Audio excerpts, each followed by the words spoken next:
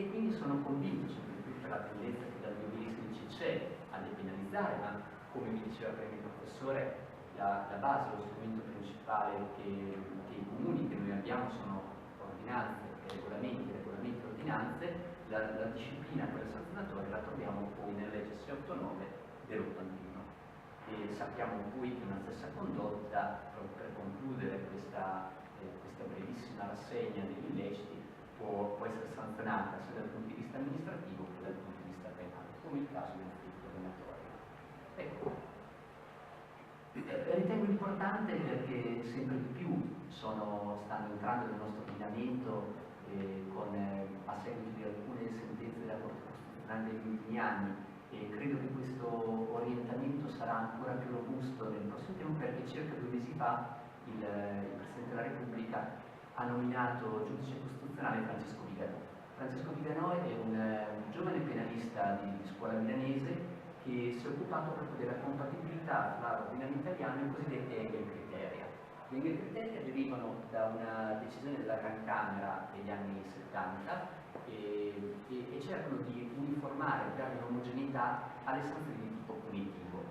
Quindi la Corte dice questo, che perché una norma, cioè una sanzione, una pena, sia caratterizzata e faccia parte dell'ordinamento penale e quindi punitivo, bisogna guardare 3 criteri che non sono di tipo formale ma di tipo sostanziale. Sapete, la Corte spesso fa riferimento dei criteri non solamente di forma, non perché l'ordinamento, ad esempio come l'ordinamento italiano, li classifica come sanzione amministrativa, ma guarda la sostanza. Quali sono questi criteri? Il primo è la classificazione che ne dà l'ordinamento interno, quindi in questo caso l'ordinamento italiano, la legge nazionale, la natura della violazione e la severità o l'invasività della sanzione.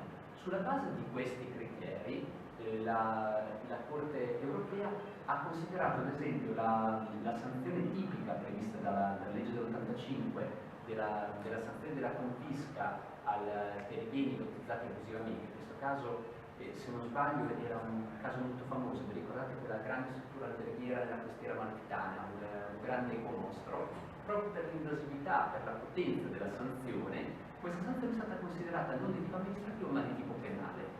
La classificazione, quindi la genealogia delle sanzioni, è particolarmente importante perché sottopone o meno il suo procedimento ai criteri garantistici del diritto penale liberale classico ottocentesco, che sono quelli del diritto penale che, come vedremo, il diritto amministrativo non ha. Quindi credo che sia, proprio per la peculiarità del nostro lavoro, dobbiamo guardare con attenzione al diritto amministrativo, ma anche con un po' di sospetto, con qualche scrupolo in più, perché se è un diritto agile, semplice, però può essere, le sue sanzioni possono reprimere e possono avere questa funzione vendicativa e di sanzione molto forte, in maniera molto più robusta rispetto di altri tipi come il diritto penale.